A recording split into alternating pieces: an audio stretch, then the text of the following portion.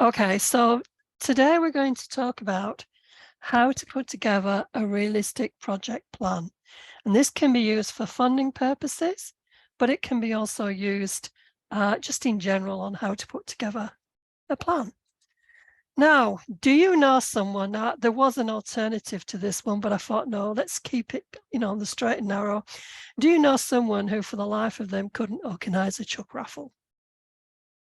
Somebody who is going to organize something, you say, leave it to me, and it's going to be a disaster because they just haven't done the planning. Because 80% of what you do is pure planning and 20% is the action. Because when you've done the planning, you know exactly what you're looking for, the stress is relieved, and you're able to go on. So this information session helps you to get the 80% right so you don't miss anything.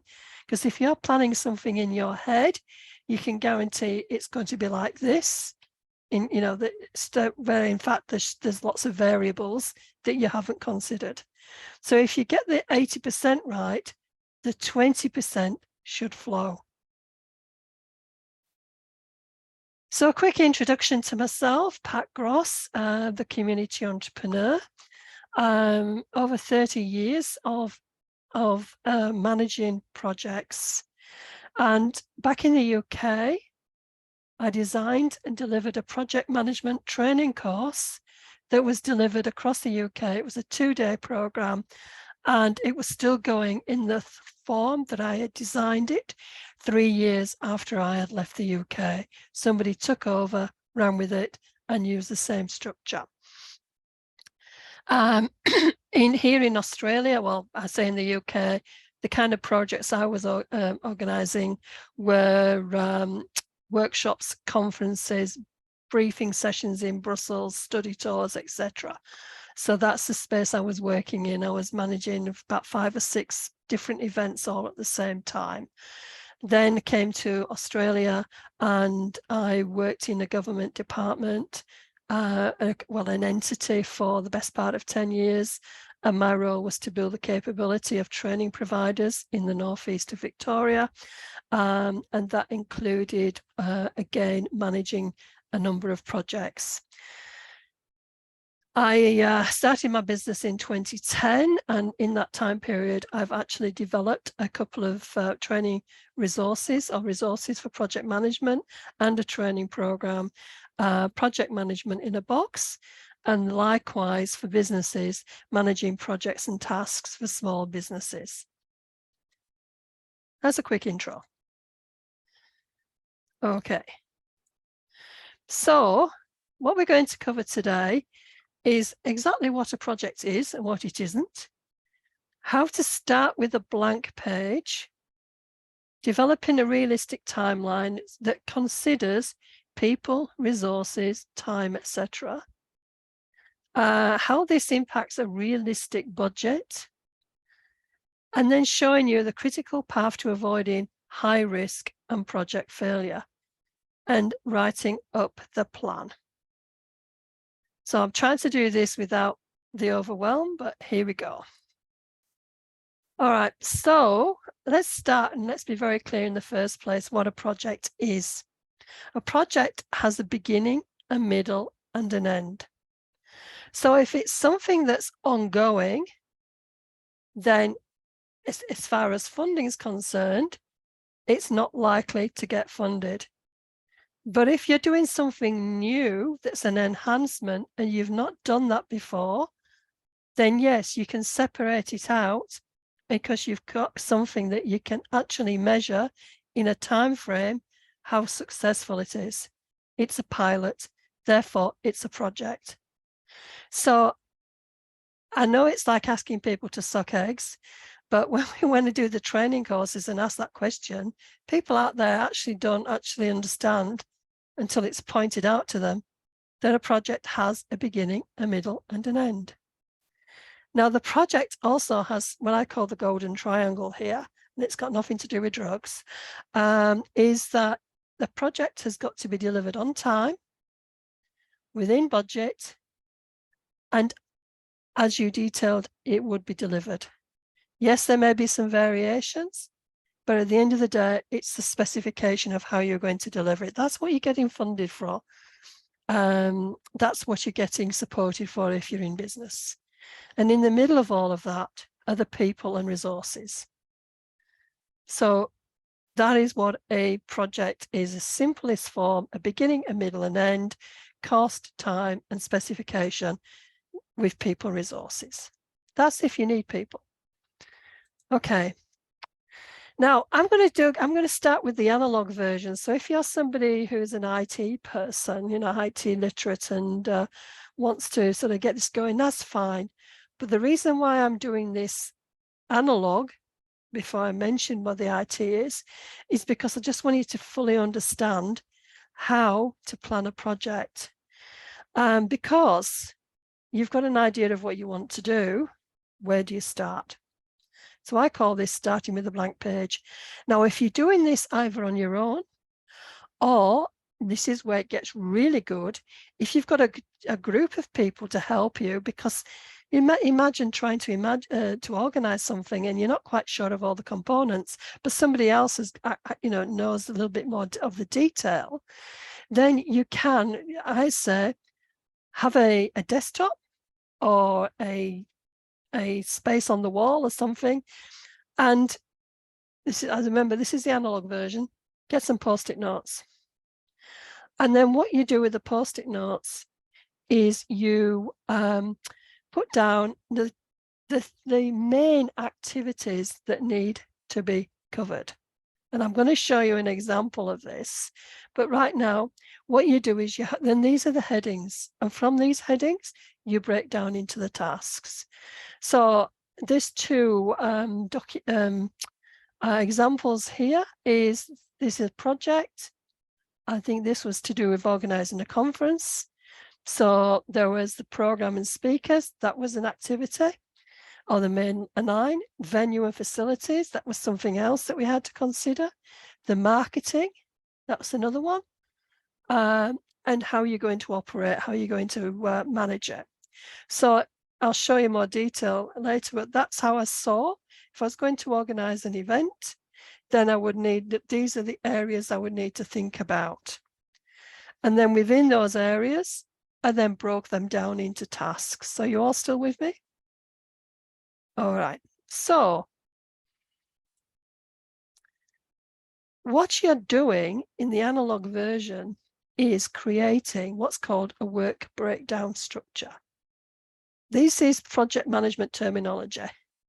So I've got 2 examples. One is setting up a community garden, and the second one is organizing an event. So setting up a community garden would have, I always say, always have this thing about how you're going to manage the project in the first place. And this is important when it comes to funding, especially when you do, and we'll show you the chart and how to section all of the stages, because one stage is all about the project management. It's all about setting up the project. It's all about how you're going to manage the project. It's all about how you're going to appoint staff. It's all about how you're going to monitor and do all the reporting and the finances. So you've got to make sure there's something there so that you don't miss it en route, shall I say.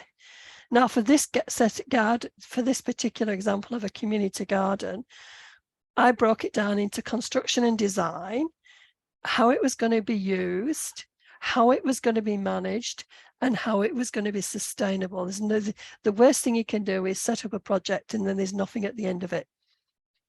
I always say for every project that you do, even if it's not the project itself that you can carry on into the future because the funding's finished and you haven't thought of a way to continue the funding for it, if there's a product that you've developed, that's your sustainability factor.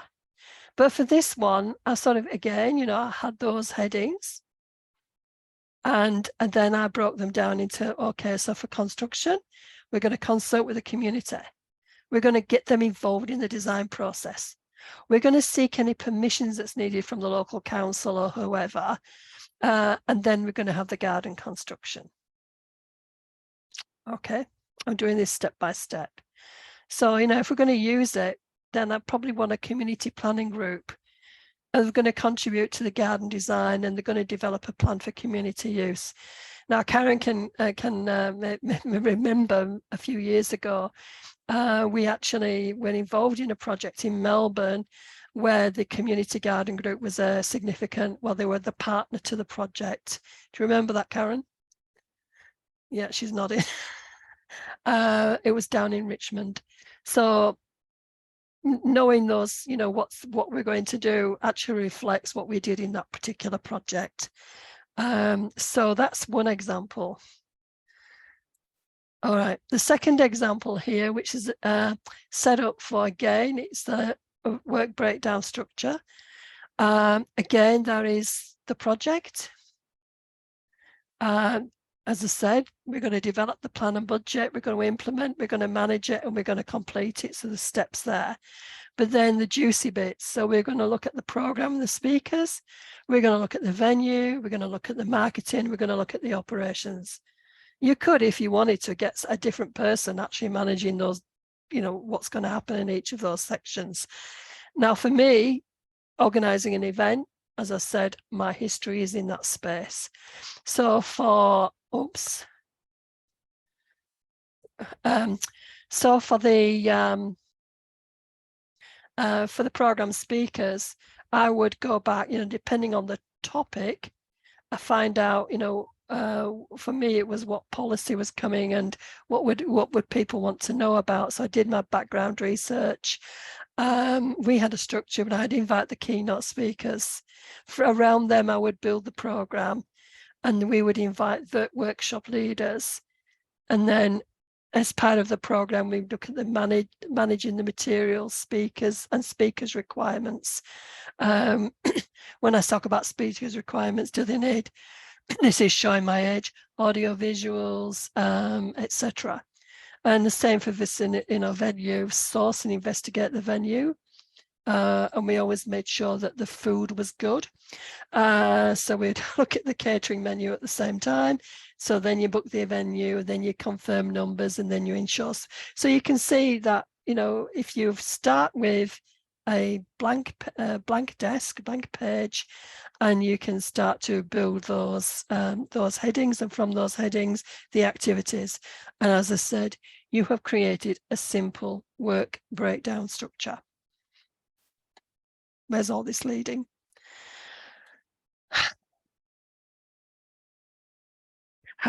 One of the things, once you've actually determined what the activities are, you probably would then need to figure out how long each activity is going to take. So on the sheet, on the note itself, you've sort of design your own system, but this is one here where, you know, number one might be the first activity, and the number two might be the second activity, number three might be the third, etc. And then you determine how long that is going to take. And I said, I'm really going back to basics here and stripping it down. And then underneath that, you've got your time frame. That's going to be the 14th of June to the 26th of July. That's what 6 weeks is.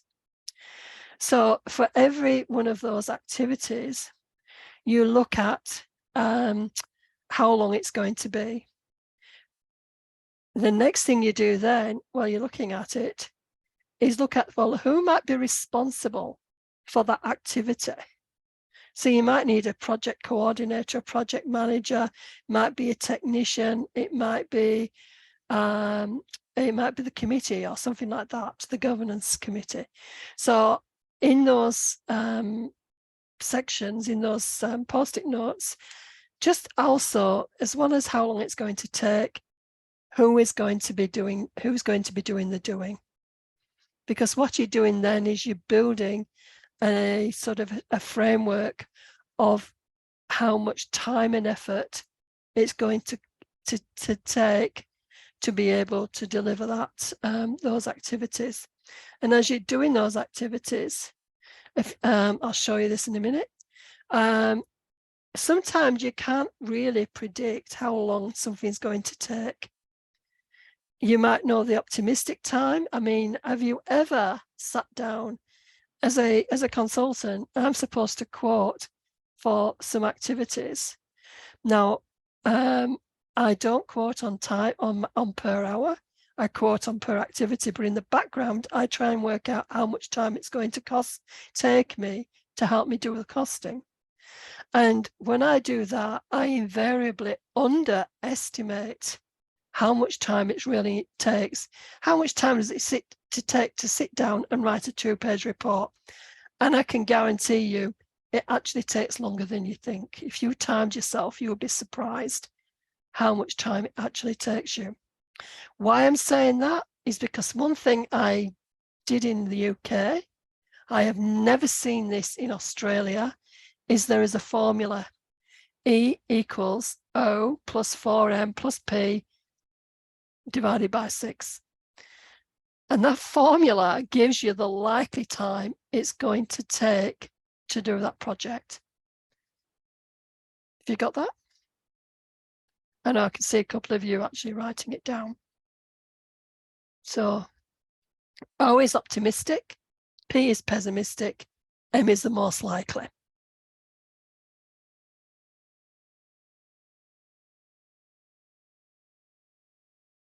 Okay.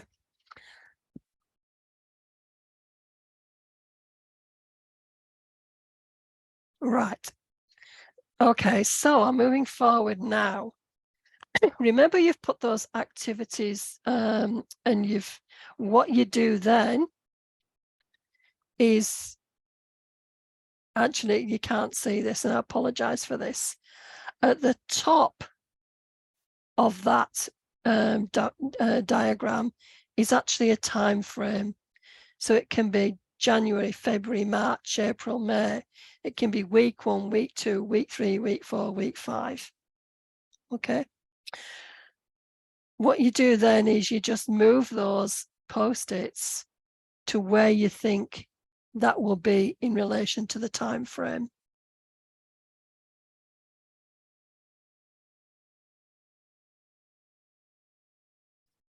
Now, to step it up a little bit more, if you've noticed, I've actually done some lines and arrows. And that's actually called a critical path. This is another project management terminology. And what this is what is dependent on something else that if it doesn't actually happen on time, it's going to have an impact on everything else. It's going to be the domino effect. What is it that's going to create the domino effect? And if you know where those critical points are, when you're monitoring your project, you know, if it's critical, this has got to be done before, I don't know, the programs have got to be ready before you deliver, before they get sent out, sort of thing. They've got to be done by a certain date. You know that where if you've got to change your resources around, you've got to make sure that task is done on time, because if it's not, then everything else falls over or falls behind.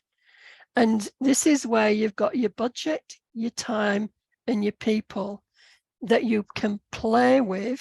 And I use that with a small p, not a big P, where sometimes, you know, if it's going over budget, you might just put more people in there to get it done quickly. I don't know what it is, or reduce the time, do something. You can move those 3 factors around to get the project back on plan. But you need to know they're the stress points before you start. There are some activities that could be happening independently of others, which you could move forward if, for instance, there's a blockage and your staff are sat there, or your volunteers, and they've got nothing to do because they're waiting for something else to happen, which may have been one of those critical factors. There are other tasks that you could bring forward and you can tick them off and get them done, because they're not going to have a negative effect In fact, they're going to have a positive effect. So I just wanted to show you that at the top of there, and it'll explain a bit more in the next slide, is your time frame. Move your Post-it notes. And if you're a digital person, you'll get a bit of relief in a couple of slides. Yeah, move your Post-it notes to the time frame so you can see what activities are going to be involved in what weeks, months, days, whatever time frame menu you're using. Now then, this is the one which is great if you are applying for funding, and you'll see a version of this and you'll be asked, this is the Gantt chart equivalent. In fact, if I just go backwards again, what have you effectively done is a bit of a Gantt chart. With this, the analog version, you have done a Gantt chart. This is an electronic version of a Gantt chart. As I said, you can break this template down into months, weeks, days, whatever. The person that's responsible for the tasks. And then if you notice, right at the top, I've put the project management as an independent stage. And remember, that was the first of those columns. So project management is things like setting up a steering group, setting up your project monitoring points where your high level governance meets on a monthly or quarterly basis or something like that. So what you're seeing is, or your evaluation plan is another one that you might put in there, so they can see that at the top level, you have thought about the overall project management governance. And then those stages, then you then break down into your time frame down into stages, or you could break down your activity into stages. And I recommend that if you're applying for funding and you may be required to use a Gantt chart, that you break it down into stages. Why? Because if 100% of the money is not available, the funder may approach you and say, can we part fund you to this particular point? And it makes it so much easier for them, if they so wish, to allocate the funding and feel as though, you know, they've got to a certain point with your project. So I always recommend break it down to stage 1, stage 2, stage 3, stage 4. So it could be, and I'm saying stage 1, it could be communication, it could be marketing, it could be all those headings that I mentioned. If you then broke it down, and then the tasks underneath, and then here you go. This is an example. So this is probably the conference one I was looking at. So develop, plan and project, implement. So it's going to be 12 months or whatever. Or what we've done there is I've given it a 10-month lifetime, because I know that you've got to, get things happening over a period of time. And then, so what we're saying there is, and then we've got the manager. This is a very simple version. I may add a few more steps in that bit. But as you can see, the X's mark the points in time when you're going to be able, when you say you're going to deliver by. And you can see there how much time and effort is going to be needed in certain months. So here for the program and speakers, when I said do the background research, when you look at the policy development, that's right at the beginning. Inviting the keynotes is the beginning, putting the program together at the beginning, and then inviting the workshop leaders. Actually, I would spread that out a little bit more.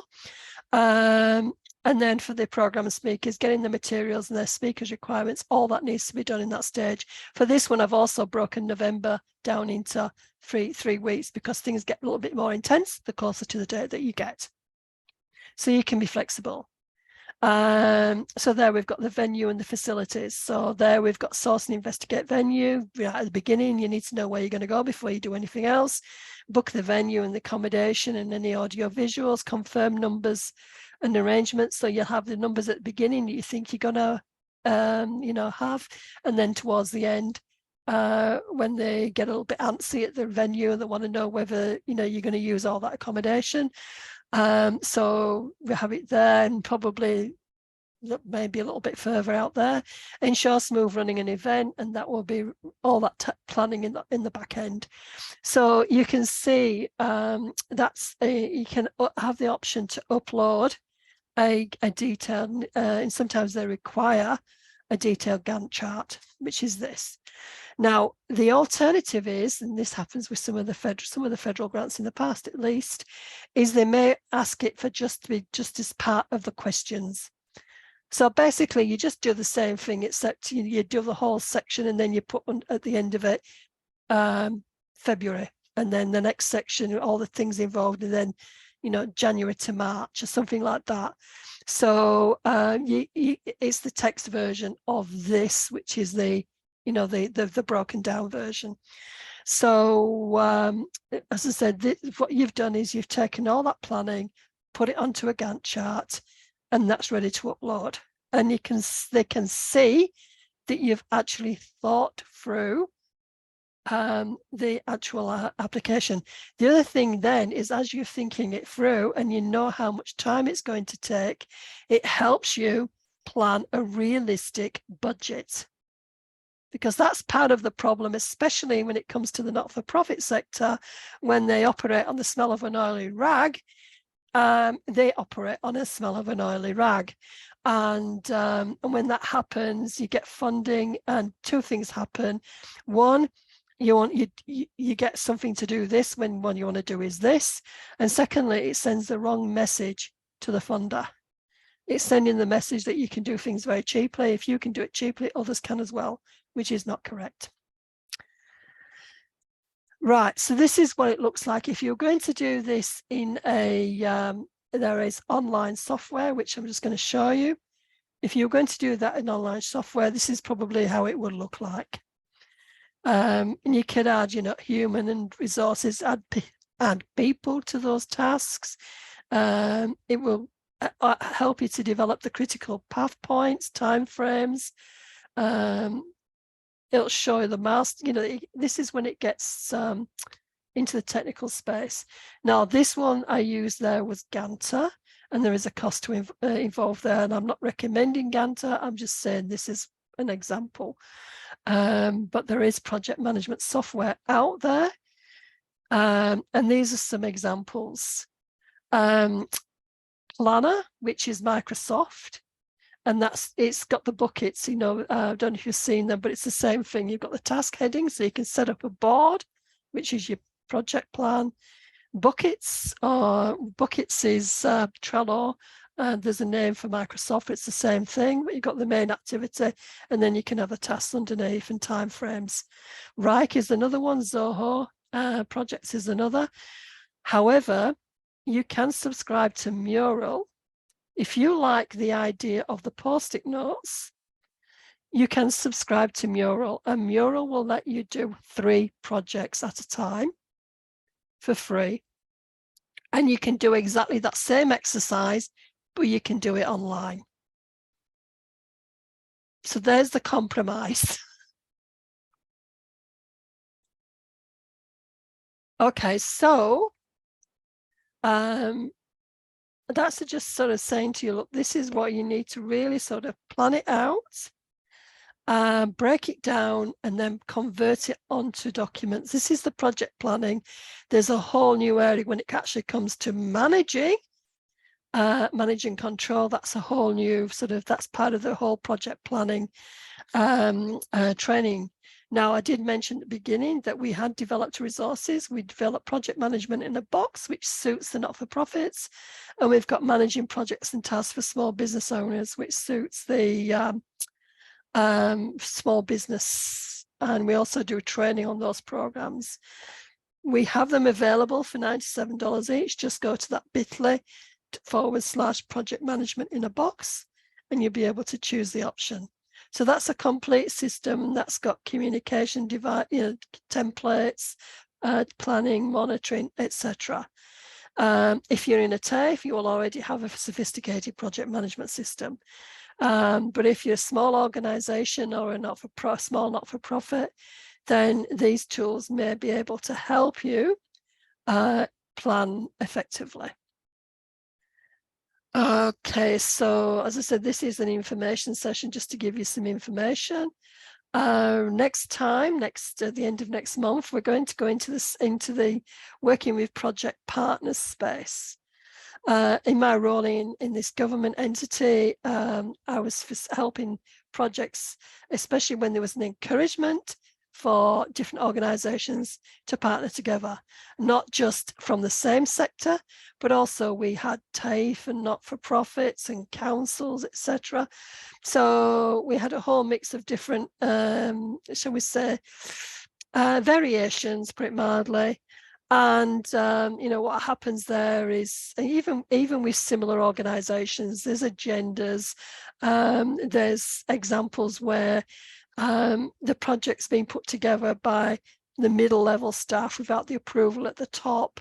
And so you get lots of interesting dynamics. So what I'm wanting to do next time is to explore that, so that if you do find yourself working with project partners, what you need to know, what you can put in place. So at the end of the day, you're protecting yourself, you're protecting your interests, shall we say, and everybody's in a win-win. And believe me, I have been involved in the project from hell, haven't we, Karen? Happened a few years ago. Interesting, there were 5 project partners and interesting dynamics in that project. And so, yes, so that's it's a passion of mine to get it out there so that everybody stands a chance. And yes, so I'm going to turn off the recording now, but in the meantime, you can if you want to speak to me, you can contact me using the bit.ly/TCE booking link. Okay, so next time, let's just have a look. No, that's another one. I apologize. That's the one afterwards. I'm very, very keen. So I'm going to stop the share.